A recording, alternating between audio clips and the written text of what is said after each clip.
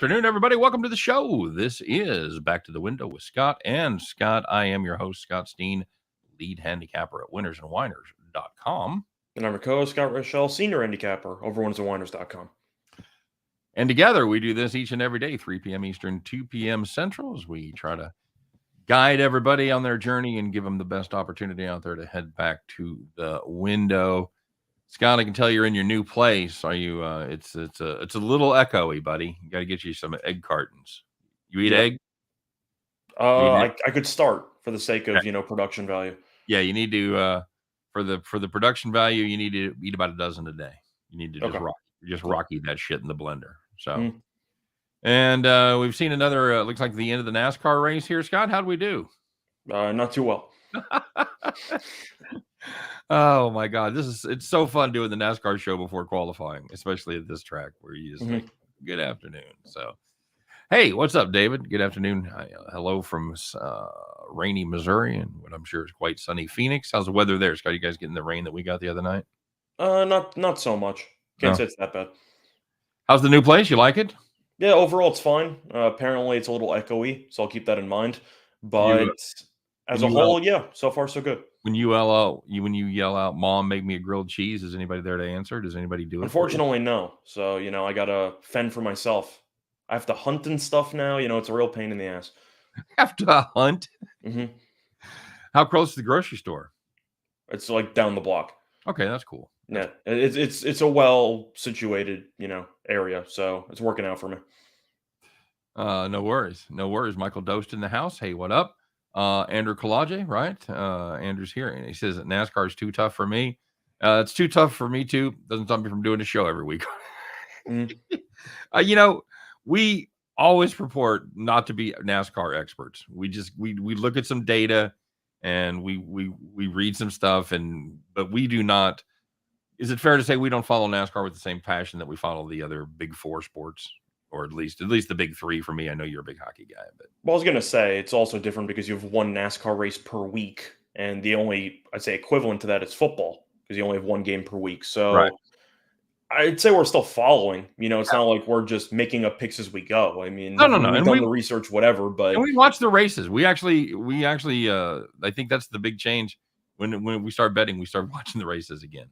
So there's a lot of variables at play for NASCAR. You have not just worrying about the cars you pick, but also all the other cars around him who could crash him. Yeah, there's a lot of other variables that are really, I'd say, unaccountable for. Imagine injuries, but you have like 43 different people on at the same time, and you're just like, all right, just try not to get destroyed over the course of 3.5 hours. What a weird sporting environment. You see the national championship game. A guy from Kentucky drives to the lane, turns his ankle. Guys crashing in cars at 190 miles an hour. Everybody walks away and they're fine.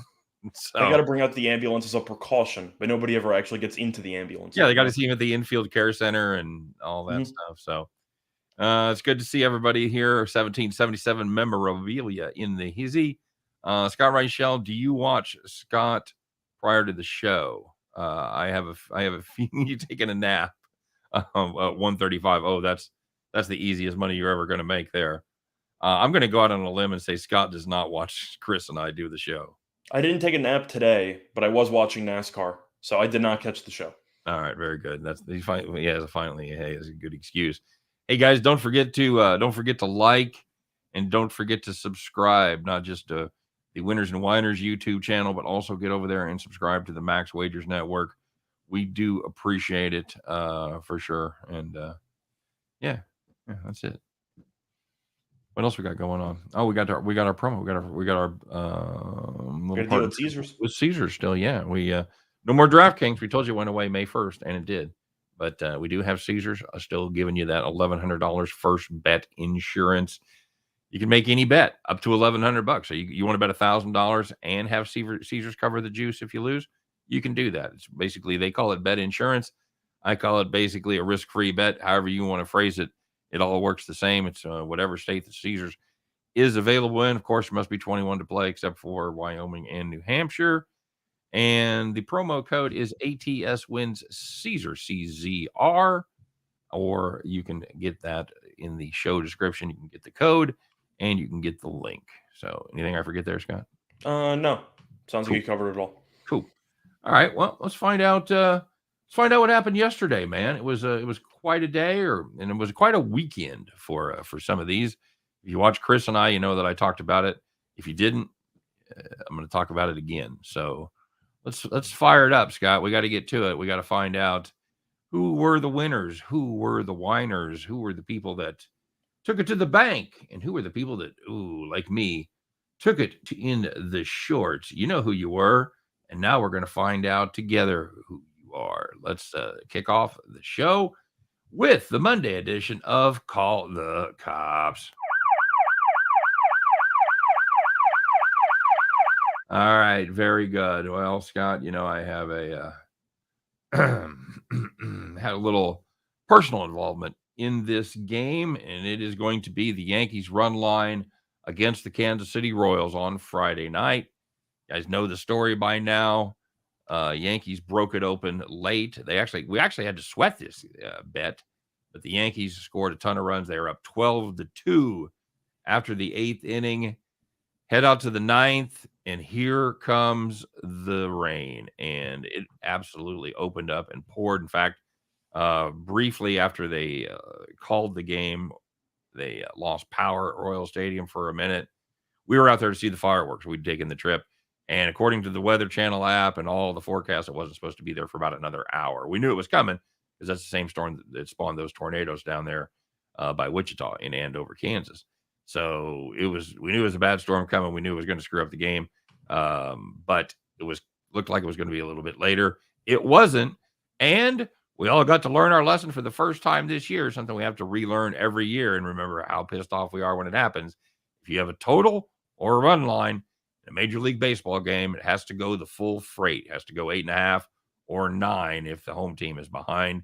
Unlike if you have the money line, just bet straight up and it's called an official game after 4.5 or 5, you're good. But it ain't the way it works with the run line. It ain't the way it worked with totals. Call the cops. And looking at yesterday's action, if you had the White Sox team total under 4 against the Angels, you had no runs through the first 8 innings. So as long as the White Sox don't explode in the 9th, you're good. Well, they exploded. They scored 5 runs in the bottom of the 9th. They still lost the game, by the way, but they finished with 5 runs. You can put it on the board. You're beat. Hey, if you had the Red Sox team total under 4.5, sounds vaguely familiar, Scott. It really kind of does, because they had 1 run through the first 8 innings. And then here comes the Gurn Pakern. It's the grand slam in the 9th. Boston finishes with 5. If you had the Red Sox team total under 4.5, good God, get out your phone and call the cops. Yeah, a couple of really bad 9th inning. I can't even say full implosions because both teams that gave up those runs still won the game. The White Sox and the Red Sox still lost. Right. It didn't really matter in the end for most like money line bettors, etc. Yes. But there's a lot of really bad B bullpen guys out there. Mattered to us. Well, there was some good news. I heard rumors of people that had nice, easy wins this weekend. Did you have any nice, easy wins, Scott? Overall, I had a couple. All right. You moved. How long did it take you to move, by the way? It didn't take that long, actually. It took probably, I don't know, about 4 hours to fully get everything set up. Yep. There you go. Not bad. You have a couple friends help you? No. You did it yourself?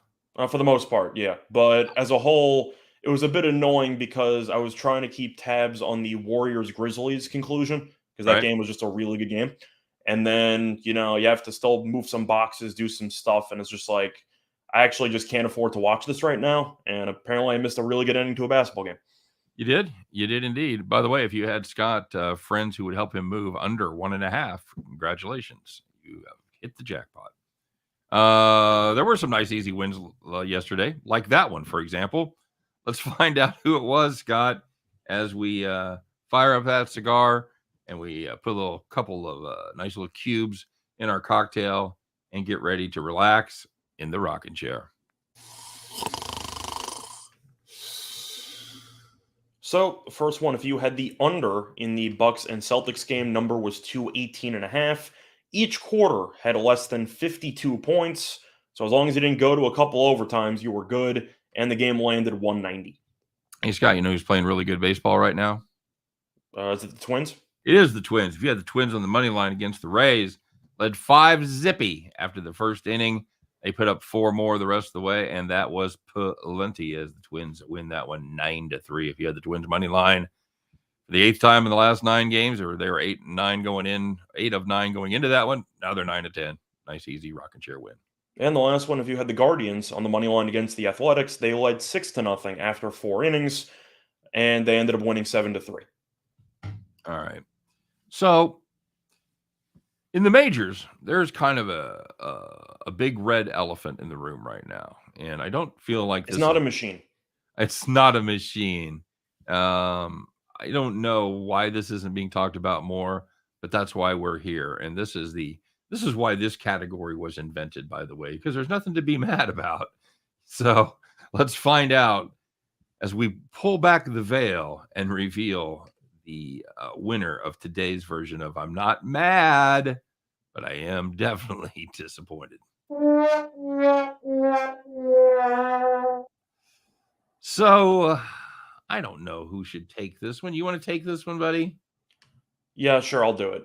So we've mentioned how bad this team is before, but we got to throw this back out there because I know we went through the division futures and the win totals in baseball. And one team I was very low on was the Reds because they traded basically everybody worth a damn. And the start of the season, not very good. They have lost to 19 of their first 22 games, which is the worst start in franchise history. And it's tied for the second worst start of all time. 19 out of 22. That is not good. They are just 3-19 on the run line or on the money line this year. Yeah, they when they lose big. Imagine the Atlanta Hawks.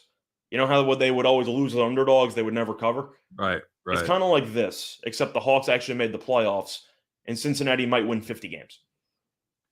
They're awful. Of course, you know, India's on the DL, on the IL. Stevenson's on the DL. Castillo hasn't pitched yet, right? Castillo hasn't pitched yet. Lodolo just went on the.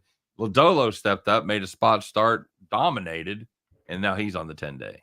So yeah, brutal, just absolutely brutal. This team, they weren't good to start with, and they have basically lost a third of their players, half of their starters right now. They've lost 40% of their starting rotation, 60% if you include Lodolo, and they're also without their closer. Other than that, they're in great shape. I said during the division breakdown that I expected Votto to fall back down to earth because he was so good last year. I might have been a little bit too harsh on him because I don't even know if he's touched the ball yet. Is this awful? Is this a automatic fade if you're catching him the other team at 150 or better? I think the argument's yes. I guess my question is, what's the number? Is it 170? Is it 150? 180? I mean, if you look at 3-19, the number is somewhere around 550. I mean, a lot of it depends on starting pitching, right? I mean, it's one thing to bank on a team, any team, beating the Reds, but if you have, for example, Carlos Hernandez, no offense, on the mound, I might be a little bit hesitant. You know, I still think you can find some good prices. They got absolutely killed by the Rockies over the weekend, though, and the Rockies pitching staff is not exactly good. Okay. So it's not like that really mattered. But I got to assume this team's going to get even worse because they have to be trading half the team at the deadline, right? I mean, I don't think anyone will take Votto right now, for example. Who do you trade? Well, I'm saying Votto probably has some value. Okay. I don't know if you can trade India. No. Do you trade the entire bullpen? Sure, if anybody wants them. I'm assuming that they will trade whatever veteran piece they have. You have Castillo and Votto. That's really about it as far as trade pieces. Maybe I think maybe a team would take a shot with maybe an Aquino or if Molly. They wanted a pinch hit bat or something. Okay, they might take a shot with Molly. Okay, so that's what I'm saying. You got a couple of pieces that aren't exactly great players, but for the Reds, okay. I do think that there's some veteran pieces or even just non-prospect pieces you could ship off. So let's go back to the not necessarily auto fade depending on who's pitching. So Of the Reds pitchers, who do you like? And I don't expect you to know the rotation, so let me just recap it for you. I'm not counting Castillo because he's not active right now. No, I'm going to give you the last 5 in the rotation. San Martin, Overton, Green, Molly, Gutierrez. Well, Green's the top prospect who's been not so great right now. Right. I'd have to go Molly because I've seen Molly have a couple of good years. Okay. All right. So that's the one that gives you pause. Like if it's the Reds and Molly's on the mound, you got to pay 170. You pass. Yeah, pretty much. Okay. Or if you wanted to, honestly, you could just do a team total under because it's not like the lineup's that much better. No, this is a team that bad. They're just bleeding runs. I'll tell you the one win. This is so funny. I think I've faded them. The last time I faded them was the last time they got a win. That was with Lodolo on the mound over St. Louis when I thought we were getting a great price at St. Louis. But other than that, they've given up 9, 8, 7, 10, 4, and 10 runs. It's in the game since Lodolo pitched. So brutal team. Definitely look at fading them. Look at some value in the run line because, like we talked about earlier, I was kind of joking around there. My joke landed flat because I missed it. But they when they lose, they generally tend to lose by a lot. In fact, they've lost 9 of their last 10, and they have lost on the run line in 8 of those. Yeah, so it's a team that's go big or go home, just in losing. Yes, exactly right. So, all right, let's check in with the comment section here and see what everybody's doing. Scott, have I missed anything? Well, I see Yankees will trade for Joey Votto. What do they have a contract where they have to trade for everybody shitty named Joey at the trade deadline? Well, I was going to say they do have Rizzo at first base, and Rizzo's a lefty, so I actually don't think the Yankees would do that. Right. But fun fact, we said Molly's, I guess, the one that gives you pause. He has the worst ERA in the league. Outstanding. So there you go. I'm not sure what the you're the one that said Molly gives you pause. Well, I'm saying because in the past, I mean, he at least has some track record. I agree. But I'm also a little bit confused at what the sample size is here because there's definitely pitchers that have an ERA above 6.45. I got to assume that the inning cutoff is probably 20, if I had to guess. Where are we at? This way through the season, 2025 probably. That's what I'm saying. So I'm assuming out of 20, he's been pretty bad. Truth is, the Cubs' rotation hasn't been great either. Hendricks had the really good start on opening day, and after that, he's been basically useless. Stroman's been a disaster. I faded Mitch Keller yesterday. He is now 0-4. He actually pitched pretty well, but Musgrove was just better. Right. Eduardo hasn't worked out with Detroit. A couple of bad pitchers. Truth is, I know that they're in a pitcher-friendly ballpark. Baltimore's rotation just on paper is just awful since Means just got Tommy John. Mm-hmm. Mm-hmm. So they don't have any pitchers either. No, they don't. J.C. Stone had just had to call the cops on 3 separate NASCAR wagers. I'm kind of curious what you had. No lube Mondays. I was going to say, because Elliott was cruising for about the last, 30 laps. Yep. And we talked about that. I'm kind of curious what you had.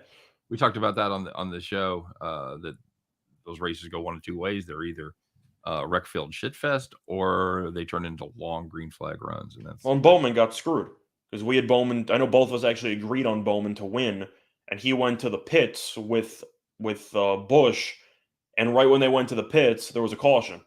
So they got screwed, and they ended up going from like second and third, or first and second, I think, to like 17 and 18th. And I'm just like, oh, they're screwed. And Bowman ended up coming in 6th. So you can make a case that maybe Bowman's car could have, or even Busch's car was very good the entire day. Maybe one of them could have beaten Elliott, but once they got pushed to the back, it was really no contest. Did Bell stay up in the top 5? Bell ended up. Sorry, let me just look at this. Bell finished 4th. Okay, cool. So I cashed there. Yeah, I lost everything. So. We know I lost my matchup. I don't think Suarez finished top 10. I'm gonna have to just start blindly betting Chastain in like every race. It doesn't even matter what track it is anymore. Historically, he was just awful, and yet he finished 3rd today. It seems like, is it too early to say that Chastain's a top 4 driver in the sport? Because I know he's a rookie, but he's won twice. He's finished top 5 a bunch. He's actually just fantastic. Very good this season so far. But you think it's too early? A little early to say top 4, yeah. I think that he's mispriced almost every week because he's around 16-1, something like You can say that. that. He should be around what? What do you think? Like 12-1 in most races at this I think point? he should. I think he should be in the top six, seven. I think he should be on our top list every week. Yeah, I think he should be too. JC said he had Elliott, Bowman, and Larson top 5 parlay. Ooh. Larson finished 6th. Well, Larson wasn't first going into today, and then he had the non-contact spin out in Dover. He ended up rallying to come in 6th, but yeah, it was whenever you spin out like that, it's very tough to get back into the front. Especially at Dover. Yeah. Especially at Dover, indeed. Lex Steele and the Hizzy. What up, Lex? All right. So had a couple basketball games last night, Scott. Golden State wins a good one. They don't cover. So I saw your tweet that good teams win, great teams cover. Ergo, The amount of people that actually like fell for that was hilarious. So ergo, Golden State's the good team. Memphis is the great team. And somebody in the comments were going like, "What are you talking about?" I'm like, "You just don't gamble enough. Like you just don't get it." Yeah. No. Very good. Did you think Draymond should have been ejected? No, I do not. I think it was a flagrant one. Yes, I think that's exactly right. That was. I didn't see it live. When I went back and watched it, I was like, "Really? That's it, Yeah. huh?" So, no, I didn't care for that. I guarantee you that cost me the cover. So I'm sure it did, but for the series price or for a Golden State future, like one of us might have on them to win the title, I'll take it. You still game 1 on the road, and Draymond misses about half the game. yeah, absolutely. And then of course, Clay fucks me at the end. Yeah. Well, technically, yes. I Yes. still believe Golden State would have fouled up 3. So you probably were screwed anyway. You had 2.5, right? Yeah, I thought about that. I best case scenario was for him to make 1. I think. Yeah, I'm trying to think in my head. Then I think they try to get it inside to tie it. Yeah, I'm trying to think in my head if Kerr has been a guy who typically fouls up 3. I don't really know. I can't think of any examples in my head. All I know is I'm assuming if Clay made both, I assume Golden State would have fouled. So you were probably done for anyway, if I had to guess. Yeah, that was they when they let him come back when they were 10 up late and they let him come back, it was like just brutal. Well, they constantly just let Morant get ahead of steam and just let him get to the lane for the entire game. Yeah, I didn't really get it. I talked about it in my video that he's like shooting 60% of his shots from at the basket. Do you know how many mid-range jump shots Ja's made in the playoffs so far? Not many. 0. Everything's been a 3 or in the lane. He's made 0 mid-range jumpers. Yeah, that's that, and I know he's been awful from downtown. He was like 18% or some shit. Yeah, he can't. Well, I said in the regular season he can't shoot. He's a very solid player because of his athleticism. But if you sag off like Minnesota did, he might have a bunch of assists, but he's not a threat outside of what, like 16 feet? Yeah, so you just take your chances. He makes a shot. Congratulations. Do it again. Yep, agreed. Were you surprised by the Boston wasn't more competitive? Yes, that part surprised me. Now, my favorite play in that game was the under, which was the runner-up for my play of the day yesterday. I just thought both defenses would be really good. And for the most part, they were. Even though Giannis shot terribly, he still had 12 assists. He was the best player on the floor by far. Wasn't even close. I think the big surprise for me wasn't even the fact that Boston's offense struggled because, of course, Milwaukee has a great defense. Just Tatum and Brown completely no-showed the game. I think that was the biggest surprise for me. Yep, I totally agree. No, you beat the Nets in a sweep, and you think, okay, Tatum's. People are talking about how he might be better than Durant right now. He's making that a leap. And then you look at the first quarter, and both of them have combined for like 5 points.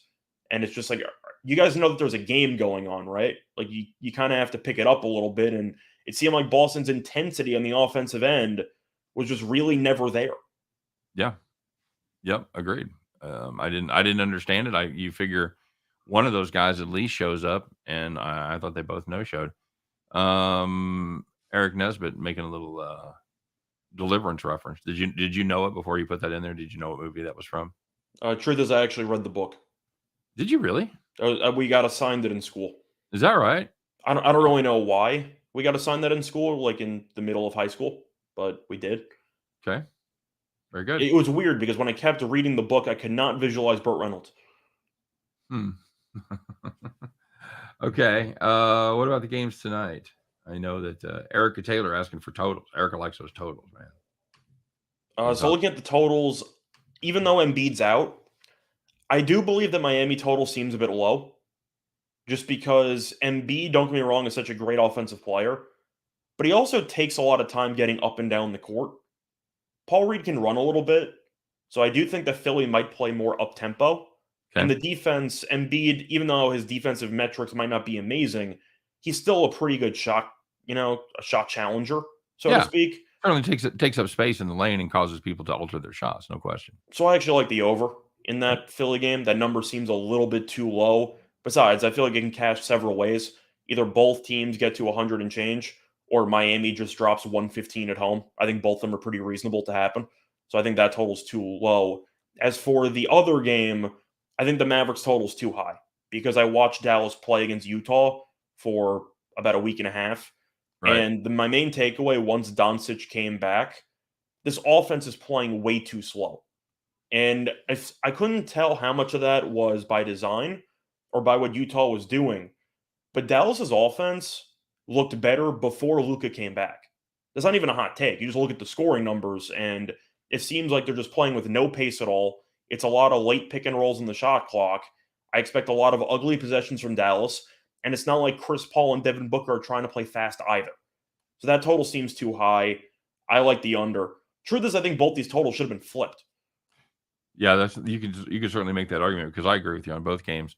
The you're going to see a lot of 20-second shot clocks. Yes. Now, of course, referees can still screw you, which is going to be a concern. But either way, I really was not impressed by Dallas in the first round, even though they won. I don't think anybody, even Utah fans, liked the Jazz's chances in the first round. And it seemed like Dallas was just letting them hang around the entire time. But I ended up giving out a look at play on the series a couple days ago. I have the Suns minus 1.5 games because the main reason why Dallas was successful was because they could put Doncic on Gobert in the small lineup, and Gobert is an offensive talent. So Right. they did not get punished for it. Aiton's going to feast, right? I mean, I just don't know how Aiton's not going to play well when he's going to be guarded by Maxi Kleber and Dwight Powell. I think Ayton has a big series. Okay.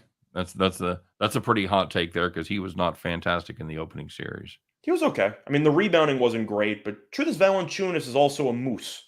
Like it takes a lot of discipline to avoid foul trouble and to deal with somebody of Valanciunas' size. I don't think Powell's very good. No, You I think think Powell's good? I I mean, would he definitely I would can def run. He can rim run a little bit, but that's basically it. no, I would definitely take Valanciunas in that role versus Powell, no question. As far as the Philly game, that's something we talk about frequently, especially when the team is missing like the big man, somebody that the offense runs through, and it's even more important if they're a 4 or a 5 because you'll often see the pace pick up. It's kind of counterintuitive. If you take a big score out, you look at Embiid, you look at like Giannis, Jokic would be another example. Mhm. You think you take away their leading scorer and the scores are going to go down. It's counterintuitive, but it's because of pace. You touched on it, and we've touched on it frequently on the show.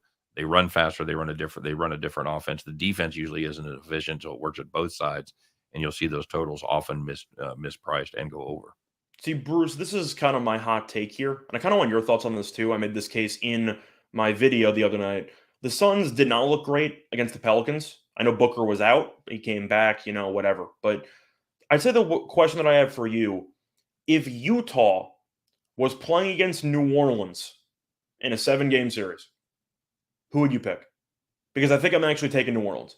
Sure, yeah, I'm with especially the way they played.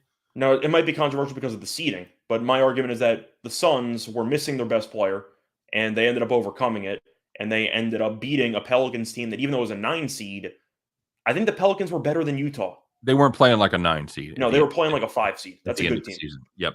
Yeah. So basically, the point you're making in a nutshell is that it was more impressive to beat the Pelicans than it was to beat the Utah Jazz. And the Suns struggled mostly when Booker was out, because if you remember, they're up 1-0. Booker has 31 points at the half, gets injured, and they lose, and they Right. win a game or two without him. I thought Dallas looked worse when Doncic came back. Yeah, I mean, you could certainly make the case that the scoring went down. What he missed the first two, right? They He missed the opened up. first three. They went 2-1. Yeah, that's right. So they opened up with 93. That's about what you expected, but then they go 110, 126, and then they average less than 100 points over the 3 games that he's in there. So, And if you're going to play a half-court game, because that's what Doncic wants to do, you're not going to beat Phoenix in the half court. That's just not going to happen. nope. You're absolutely right there. Like, have fun dealing with one possession games with Chris Paul. Like that's not a fun time. Very good. Playoffs open up tonight for hockey. Any hot hockey takes, buddy? Weird not seeing the Islanders in there, huh? I don't want to talk about it. Yeah, but my roommate actually has a decent amount of money on the Rangers to beat the Penguins in round 1. So even though I want to root against the Rangers, I'm a team player. So I've been dragged into hoping the Rangers will lose in the second round instead of the first round. Okay. But you have any thoughts on the hockey? Because tonight, do you want to go through the actual games of the series? Well, we can go. We can Because go hockey through. game by game is the toughest one to pick, because home ice advantage doesn't really exist, right? Certainly not to the extent it does in other sports. First of all, before we do that, Damien asking about George Niang over 7.5 points.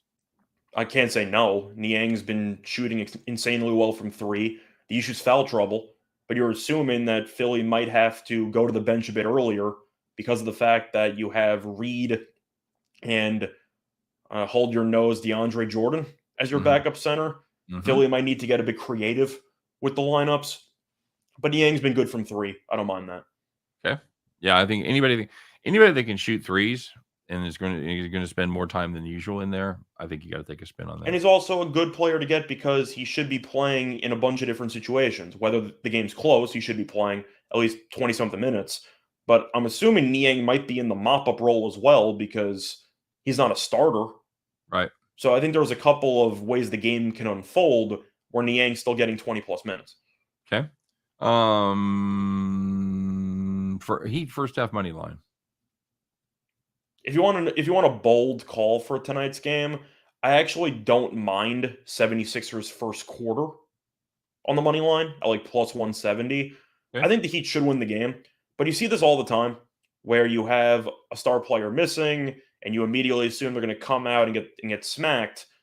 But the Heat have a bunch of film on Embiid playing, so maybe Philly can catch them a bit off guard with pace to start the game. Yep. Over 48 minutes, Miami should wear them down. But for a 12-minute period, I don't mind plus 170. Okay. You? No, that's a good price. I think that's a solid price if you want to play it on the money line. If you want to take a couple of points, I think it's plus 2.5 for the first quarter. Yeah. Once again, I'm not picking the Sixers to win, but I'm not picking Miami to just to be up 15 after the first quarter. I agree. It's going to be a feel-out process. All right, so let's talk about these hockey series. A couple of them are actually capped out pretty close. Bruins and Hurricanes. Hurricanes very small favorite in that one. That's just about a pick 'em. Hurricanes played good soccer. Played good hockey this year. Scott, what do you got here? So for me, I think it's going to be a hell of a series. I think it's going to go 7. I think that these teams are pretty evenly matched. I'm still salty at Boston for last-minute scratching everyone in the regular season finale just to play Carolina. So for their sake, they better win the series, but I don't think they're going to. The one question they really have to ask is the goalie situation, because you have Swayman, who's most likely going to be the starter for game 1. It's either him or Ullmark.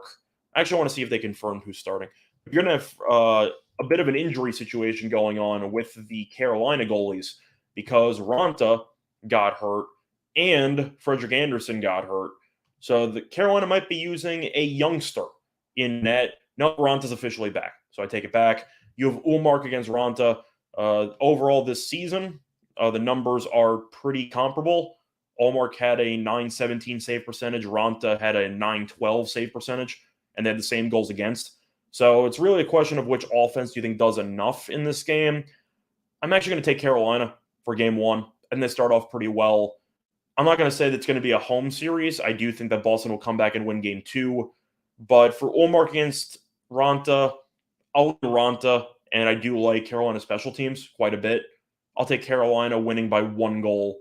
I don't mind an overtime price if you think this game's going to be very close, you see a lot of overtime playoff games. These teams seem to be quite evenly matched. You? Well, here's what I wonder about, because this is a Boston team that managed to score just 1 goal in 3 games against Carolina this season, but all 3 of those games started Anderson in goal. Yeah. So the question is then, what kind of a drop off are we going to see? And the Carolina obviously dominated the season series 6-0, 7-0, 3-1. Why do you think the Boston defense and goaltending is going to be better than those last 2 games where they gave up 13 goals? Well, I think the question that you have to ask yourself is, even though the goaltending isn't that great, do you think that perhaps seeing a different goalie in net, seeing Ranta, maybe you'll change just the confidence of this overall team? And if you want to look at the regular season meetings, yes, Carolina did smack them. They haven't played since February. So I don't really know how much you can keep that in mind when they haven't played in about 3 months. Yeah, that's a great point right there. Although, and Olmark was only in goal for 1 of those 3 games, and he was I think Olmark's an okay goalie. I remember him on Buffalo. I thought he was okay. But Ranta's been around for a long time. At the end of the day, it's really a question of which core do you like more between Marchand, Pasternak, and Bergeron against Aho and Svechnikov and all these guys that they have. I think Carolina's just a well-rounded team. Boston has fared well against Carolina in the playoffs in the past, but for me, I think Carolina wins the series in 7. All right. Real quick answers time on the rest of them. Maple Leafs and Lightning. That's just about just about a pick 'em. Maple Leafs small favorite. Who you got there? The Lightning haven't won a playoff series. No, sorry, the Maple Leafs have not won a playoff series since 2004. That's crazy, isn't it? It is. I'm taking Tampa. Okay. I think Tampa's going to win the series. I think that they're going to win that in 6. Even though I understand that Toronto offensively, Matthews scored 60 goals, Marner's really good. We've seen this movie before. And if you look at the last meeting, they played in April, it was the 21st, and Tampa won 8-1. Campbell was a Vezina candidate in the first half of the season. Then he got injured, came back. He really has not been the same guy since. He's been okay, but give me Vasilevsky all day, every day in a 7-game series. You have Stamkos, who's healthy for once, who had 40-plus goals. They're just so talented. Eventually, I expect Toronto's defense to implode. It always does. Give me Tampa. I think you're getting a good price. You? It's really tough to go against the 2-time defending Stanley Cup champions. Real quick. Real quick? We're only at the 38-minute mark. We got time. I was sorry. I forgot we started late. That's what I'm saying. We're at the 38-minute mark. It's not like it's that bad. Blues and Wild. Blues plus 122. Am I crazy to like the Dogs here? No, I think this is going to be a close series too. I actually like Minnesota. I think they're a good team. Kaprizov's been amazing. St. Louis has, I can't even say a goalie controversy because you have 2 decent options, but you have either the youngster who's been really good, or Binnington, who was the youngster, was awful for most of the year and suddenly started regaining his form late in the season. I'm assuming St. Louis is going to go with Binnington for game 1 just because of the experience. He won a cup. I'm assuming they're going to give it to him. Magical cup run a couple years back. Oh, no, I take it back. Officially, Husso's in net, which I find surprising. I actually like that. The thing is, Fleury's in net for Minnesota, who's the veteran. He's been in the playoffs each of the last, 20 years at this point. Right. And it feels like he's always hit or miss. I'm sure Vegas fans can attest to that. I'm sure Allie has mixed opinions about Fleury. But it should be a good game. I am really surprised Husso's in net. I was expecting Bennington. Okay. Kings, Oilers. Oilers big-time favorites here. They better win a damn series. Again, I just have to ask, any value on the Kings, or it's a team. The Kings appear to be a team to me that does really well against bad teams, and they do not do well against good teams. And of course, you're seeing one of the better teams there in the Oilers. The Kings have a shot. They're a rebuilding team that's a year ahead of schedule. They traded most of their pieces. They kept some old guys. You still have Kopitar, still have Doughty. Doughty's out for the year, though, which is a problem because he's been their main defensive piece for about a decade and a half. But is there value on the Kings? Yes, because Edmund chokes in the playoffs every damn year. And yes, you have McDavid. Yes, you have Draisaitl. They haven't won a playoff series in what, like 3-4 years? They lose all the time. And Edmonton, somehow, some way, is still relying on Mike Smith in the playoffs. I don't know how many times Mike Smith can be awful in the playoffs, and he's still the starting goalie for this team. Most likely one more. I don't like the defense. I don't like the goaltending. If you think that Jonathan Quick, the two-time Stanley Cup champion who suddenly found a youth, is going to regain form, Quick's a better goalie than Mike Smith. So is there value? Yes, you're getting a good plus price with the better goalie. All right, another quick series there with your buddy. Got the Rangers minus 113, Penguins 107. That's tonight or tomorrow? That's tomorrow. I'm just looking at the series. I like the Rangers. I know my friend has the Rangers to win the series, and Pittsburgh's favored. And I would be rooting for Pittsburgh. I hate Pittsburgh, but I hate the Rangers more. I don't think Pittsburgh's very good. And they really kept the band back together for perhaps maybe a little bit too long. Malkin's a free agent at the end of the year. Crosby's still Crosby, so of course he's a threat. Gensel's very good. But Pittsburgh has an aging core. The goaltending has really not been that great. I mean, you have either Jarry or DeSmith, and Shesterkin's going to win the Vezina. He's been the best goalie this entire season. Kreider somehow scored 50 goals. I'm not sure how he pulled that off. But you have Panarin, you have Kreider, you have a good defensive core with Fox. I think the Rangers should be favored in the series, and that's a very good price, in my opinion. Speaking of teams that haven't won a playoff series since the turn of the century, Panthers prohibitive favorite over the Caps. They should be.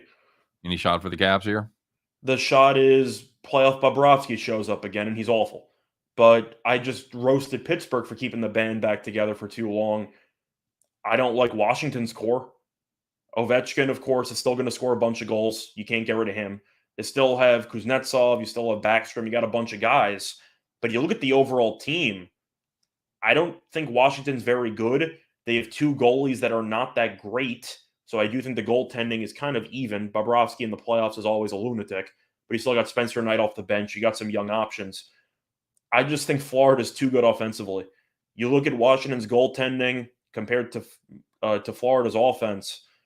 I mean, Florida's got one of the best offenses I've seen in about a decade and a half. I mean, this is crazy what Florida's doing this season. They've been nuts. Predators, big-time dogs against the Avalanche. They're going to get buried. Buried under the Avalanche? Nice. They're going to get buried. I would say they had a shot if Saros was in net, but he's injured, and I'm not sure he's even going to play in the series. And if the only reason why you're in the playoffs is because of the goalie putting your entire team on its back, right, and his back gave out, you're probably going to get killed. Yep. So give me Colorado in 5. Any value on the Stars plus 280? I don't think so. I think the Flames are very good. Props to the Stars for getting in. Didn't exactly play well down the stretch. Calgary's been really, really good. And Johnny Hockey's been amazing. The goaltending's been good as well with Markstrom in net. I think the Flames win that series probably in 5 or 6. All right, let's catch up in the comment section here. Roland asking about Jalen Brunson over 19.5. I don't know. I don't really have a strong opinion about that because Phoenix is a much better defensive team than Utah. And do you think that Doncic is going to ball hog? I mean, that's really the story, right? Because Brunson was so successful early in the series because he had the ball in his hands the entire time. Right. And now he doesn't. He's a decent off-ball player, but it seems like Dallas has really just accepted the fact that Luka's going to go hero ball the entire game. So I'm actually going to stay away from Brunson. I like him a lot as a player, but his role has changed, and I'm a bit concerned by that. Yep, I agree. If I had to bet on that, I'd have a small lean on the over, but I think that's... I'd lean over, I guess, but I'm not going to bet that. And it's kind of in the same vein, talking about Spencer Dinwiddie. His number is 11.5. So if you had to bet one of those two, or do you stay away from them both because Luke is going to take all the shots? I think I would probably lean to Dinwiddie's more because Dinwiddie tends to stay on with the bench unit as the backup point guard, so to speak. So I do think that Dinwiddie might get some solo minutes with no Doncic where he might just have to ball hog and maybe take a bunch of shots. But Dinwiddie gets to the line a lot as well. He's not afraid to flop to draw free throws. He should have a size advantage on whoever's guarding him because he is a very tall point guard. I think the number's a bit low. I know Dinwiddie wasn't great down the stretch of that series against Utah, I think it's a decent matchup. I'd probably lean Dimwitty. Yeah, it's a guy when you're looking at totals that low. First thing I want to look at is how many threes is he shooting, and he's been shooting about 5.5, 5.7 in the playoffs. So And the free throws are going to be there because Dimwitty is not afraid to go to the rim when necessary. nope, shooting 5 free throws a game. So Yeah. there's some free points right there. There's half your total. So you need to Assuming he make makes all of them, but still. well, that's what I'm saying. If he makes a couple of free throws and a couple of threes, you're there, or one three rather. So yeah. Anyway, what else we see here? Nicholas says he likes the Penguins to win in 6. Will disappoint your roommate. Truth is, I don't have any action on it, so I don't really care. But I do think the Rangers are going to win the series. AJ's likes first period in the Oilers game. I don't hate that. UFC question for you. Nicholas Lee has Charles Thug Rose and Tony. What do you think? There's a 0% chance I'm betting Tony Ferguson in a fight. I can't at this point. I think Chandler's going to beat him. Tony was an entertaining guy for the majority of his career, and then the Gaethje fight happened, and he hasn't been the same since. And Chandler's a guy who's going to stand in front of him and swing, and I do think Ferguson would have a shot if he would try to use some jiu-jitsu. Chandler's a wrestler, or at least he has background in that, but I don't think he's going to wrestle. I'm taking Chandler. Until I see anything from Ferguson that I have not seen in the last 3 years, I'm going to assume that Chandler is going to win. So I'll take Chandler there. I like the other ones, though, just looking through. I think the Thug Rose price is really cheap. I'm really not sure why she's only minus 200 against Esparza. I don't think Esparza is very good. I think that Rose is going to win handily. I think she should be around minus 400. So I think minus 200 is a gift. Charles is a tough one because Gaethje might take his head off in the first round, but Charles can take it to the ground and win by submission. So I think that one's up in the air. If I was going to play that, I probably would take Charles by submission just to try to increase the value. And I think Rose is going to win, but I'm definitely not taking Ferguson. I think Ferguson's done. Very good. All right, buddy. We've reached that point in the show. You know what we do. It's time, everybody. Put on those overalls. You should have your nice, clean overalls. I know you did laundry over the weekend, so put them on, strap them up tight, put on your fancy straw hat, climb aboard that John Deere, get out your lucky keychain, put them in the ignition, and fire that bad boy up. Because, kids, once again, it is time to bet the farm.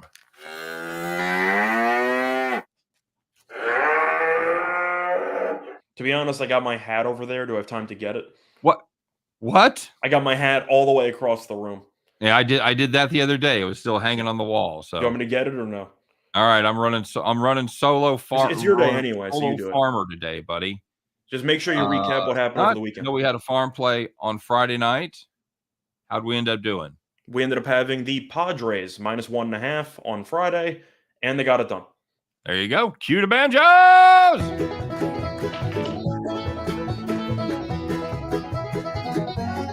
Yeehaw! All right, there you go. Padres took care of business, and Scott has had enough of this shit as he has just walked off the set. So it is my day anyway, so I'm going to keep it going here on the farm play. Oh, there he is. Much better. You'll fit right in Brooklyn with that hat, right, buddy? Yep, pretty much.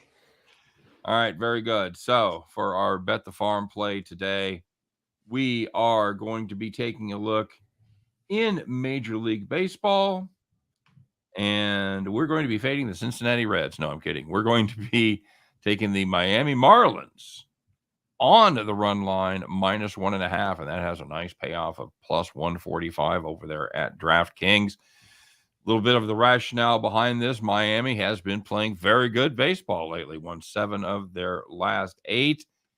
And on the mound for Miami, the only Pablo Lopez. He has gotten off to a very nice start this season, 23 1/3 innings pitched, just 1 earned run. Outstanding so far for young Master Lopez.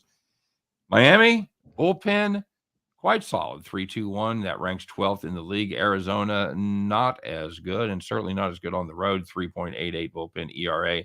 That is 23rd in the majors. And finally, Diamondbacks. You might have seen Chris talk about this on his show, and we're talking about it right here. They have not played well in Miami lately.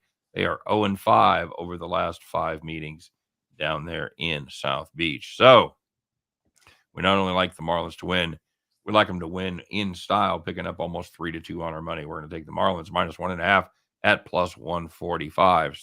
That's going to be our farm play. Scott, thoughts?